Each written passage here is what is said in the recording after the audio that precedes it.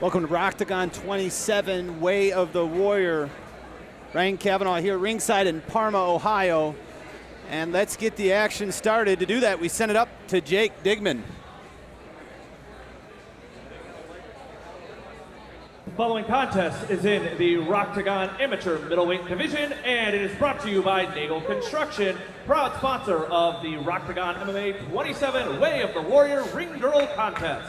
Introducing first, making his way down the aisle into the red corner, please welcome Steve Chapple. Steve Chapple from Cleveland, Ohio, ComArts, MMA, 29 years old, makes his way down to the cage. You see James Rankin in his corner, one of the top heavyweights around. I spoke to James Rankin before the fight. He said he can't wait to fight for Rocktagon. Steve Chapple comes in with a 3-4 record, coming off a loss to Mike Garcher after 2 consecutive wins. I talked to Steve Chapple before the fight, and he really is looking forward to this matchup, as it's a matchup of 2 very similar fighters. Both these guys want to stand on their feet, want to keep it standing. Steve Chapple is a fighter who has 1 KO on his record and 2 submission by guillotine chokes, but those submissions are set up by his work on the feet. Again, this is Ryan Kavanaugh bringing you the action here from Rocktagon 27. My partner, Will Burge, had a medical emergency in his family and was not able to make the show, so I'm going to do it solo here for you and give you the insight on all the action. We have 9 amateur fights, 3 professional fights, kicked off here by that man, Steve Chapple.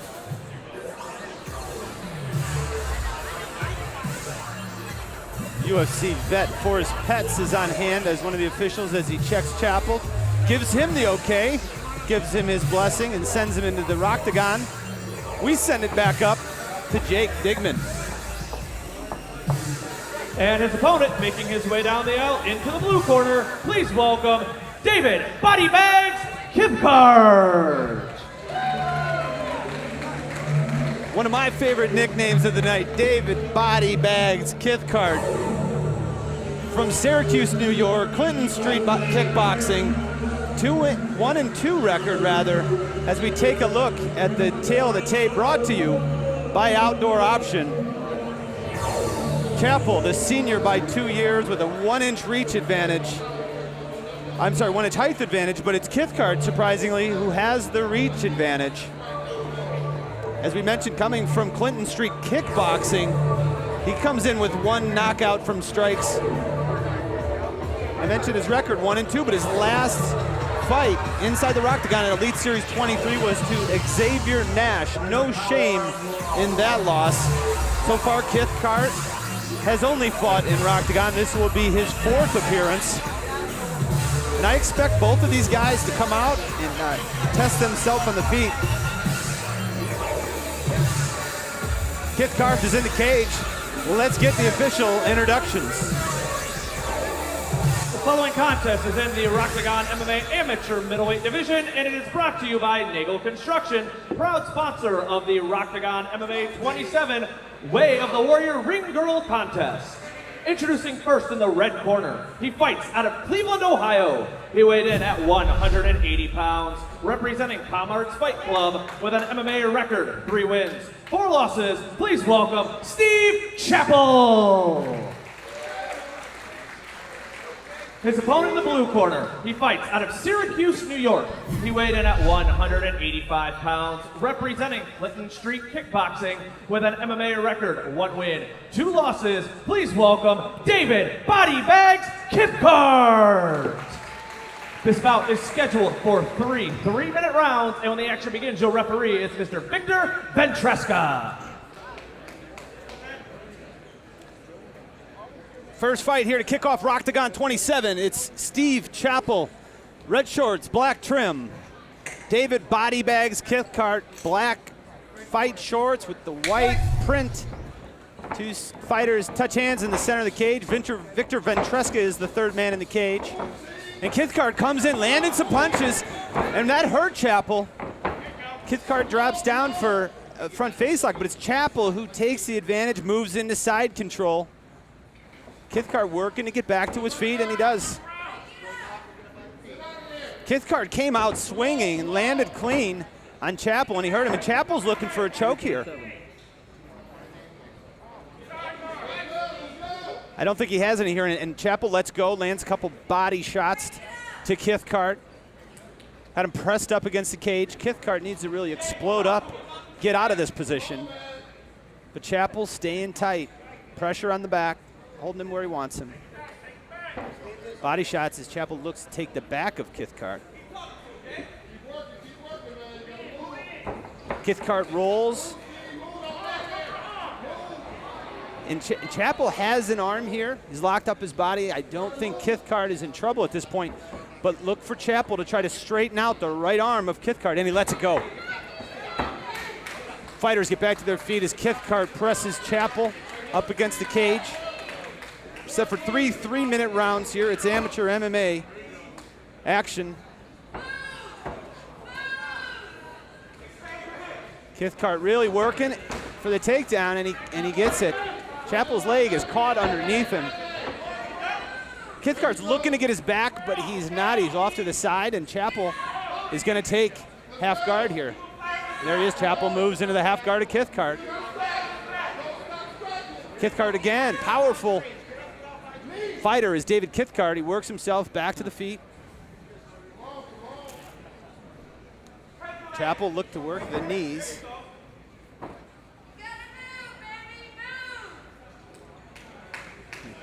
Chapple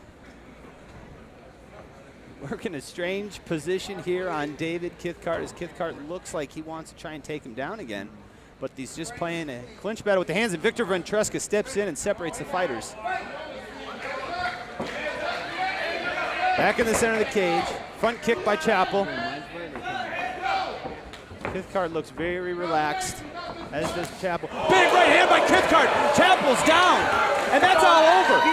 Oh, I'm sorry, Victor did not stop it. He let the fighters fight.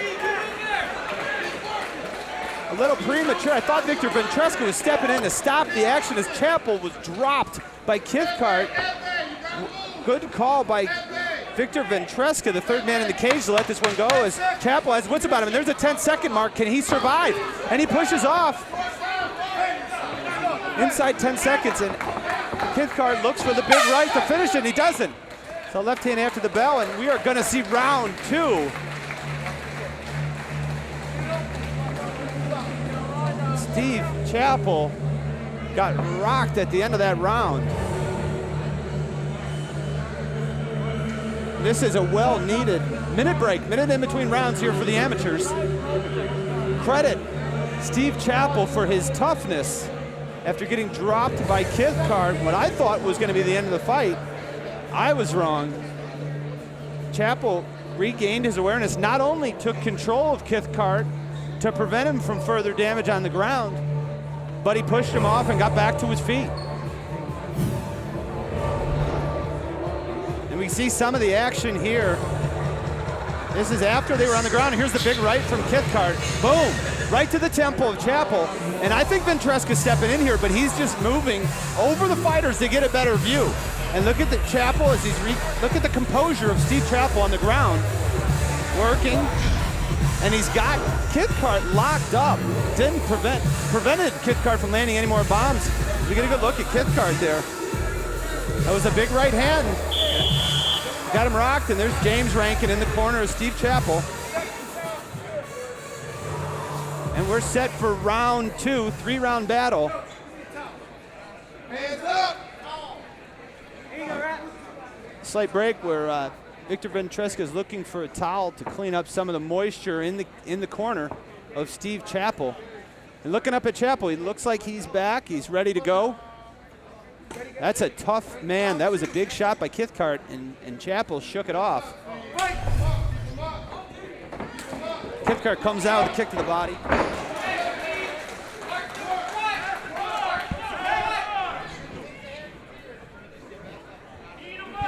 And I now have the pleasure of being joined by UFC vet and, as we think, recently retired Forrest Petz. Forrest, thank you for joining me on the broadcast here, and what a shot that was at the end of the first round by Kithcart. Oh, yeah, he came on strong. Looks like he's got pretty good hands. You're also reffing tonight, so you are certainly pulling double duty, but I thought Victor Ventresca was stepping in to stop it, but he was just getting a better vantage point of it. Yeah, he didn't want to jump in there too early. And I think it was a good call. Chapple regained his composure, and here he is. Right. And it's Kithcart looking for a submission. Going for a Kimura there. Yeah, Kimura and Kithcart rolls out of it, and Chapple now takes side control. Yeah, that was a nice transition he had there. Let's see what he can do on top here. And Kithcart looks like he's going for the arm again of Chapple. Chapple wisely keeping that arm tucked into his body, not letting Kithcart get a hold of it. Yeah, Chapple looks like he ran out of steam a little bit here. Yeah, I was going to say both of these fighters, look, the pace has certainly slowed down from the first round to this one. And now it's Chapple who has the back of Kithcart, landing some shots. Kithcart uses explosiveness in that first round to get up from the ground, and he seems to not have that same explosiveness here in the second.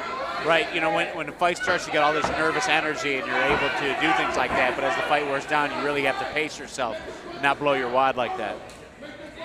And that may be the case here. And certainly at the end of the round when Kithcart had him hurt, I mean, that's a time where you're trying to finish the fight. Oh, absolutely, right. You got to have the killer instinct. Chapple here looking for a submission Taking choke. his back, but he hasn't got both hooks in. Kithcart looks to be okay here. Chapple, of his 3 victories, he has 2 by guillotine choke, so he's no stranger to winning fights on the ground.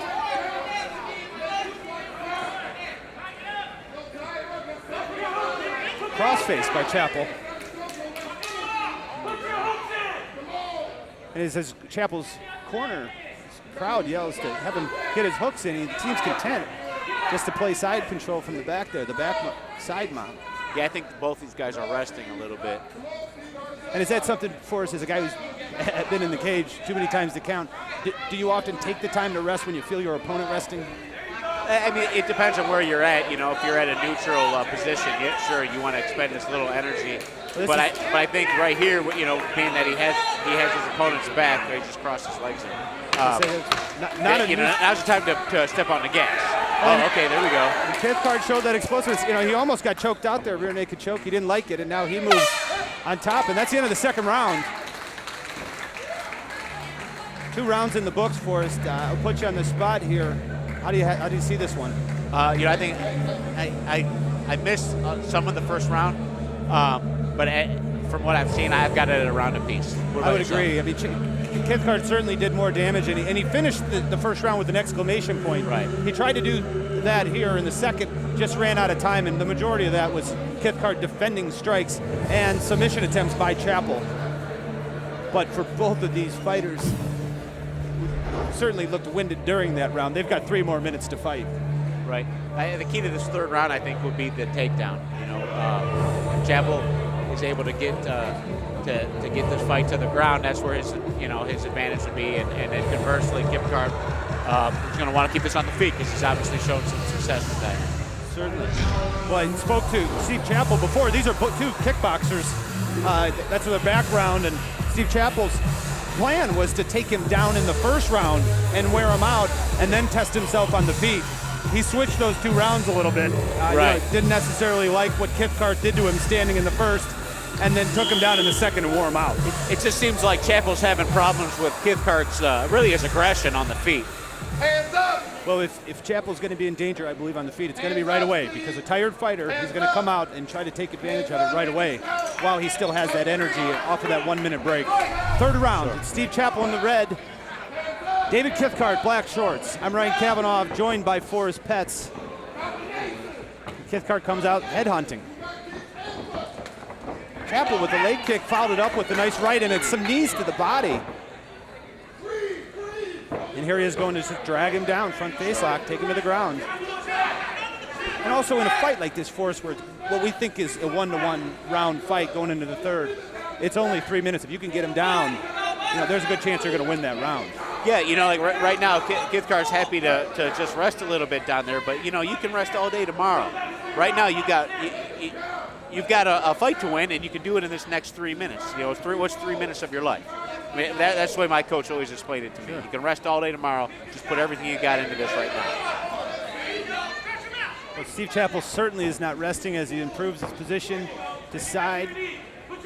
I don't think Kithcart is in danger of getting choked out here unless, of course, Chapple's setting him up for a head and arm and going to jump to the opposite side. But yeah, I don't think he can do that. Get him from here. What does Kithcart have to do here, Forrest? You know, he's just going to have to put forth a little bit more effort. You know, he's going to want to get that arm free, and you know, start maybe working the guard and then wall walk up, because he's going to. I think he's going to have to finish this fight on the feet if he's got a shot at winning this round. Chapple moves to mount. It looks like he's trying to take his back, but he's too far off to the side. And Kithcart is sucking wind right now. Victor Ventresca is going to stand him up.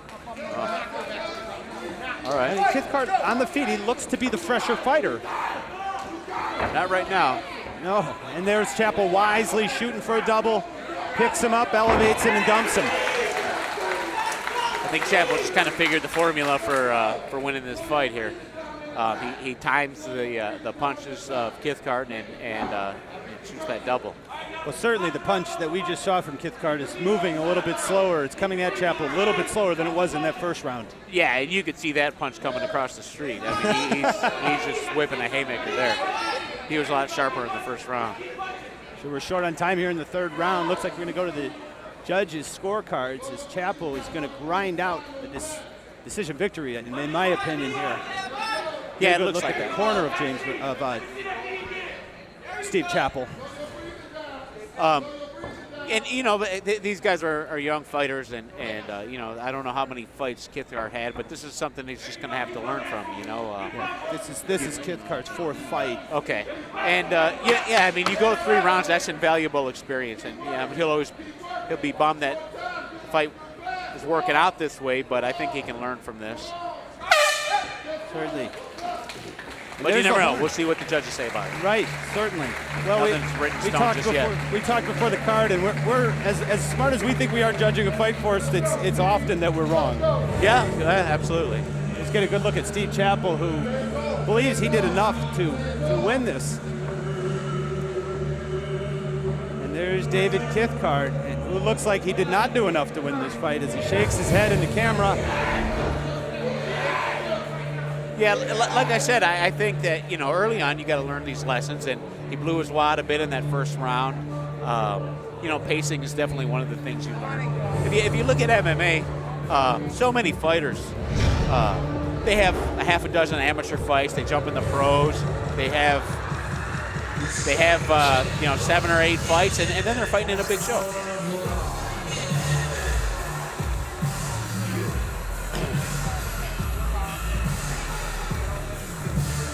Jake Dickman is collecting the official scorecards.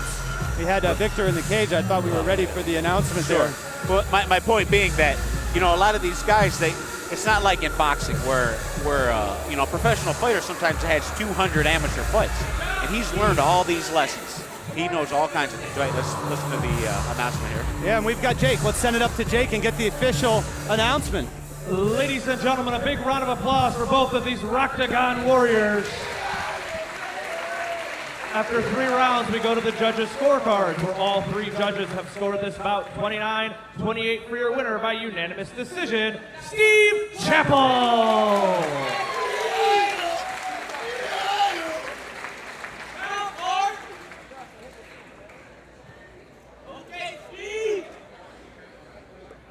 I'm here with the victorious Steve Chapple, and Steve, it looked like you came in there. We talked before the fight. You wanted to take him down in the first round and wear him out. You used the takedowns in rounds 2 and 3. Did you feel you had that advantage in this fight? I knew I had more of an advantage on the ground because I knew coming in that he was a striker as well. So I had to be more dominant on the ground, which is not my usual thing, but put it to work today. Yeah, the end of the first round, he hit you with a pretty hard right. You were able to recover. How hurt were you?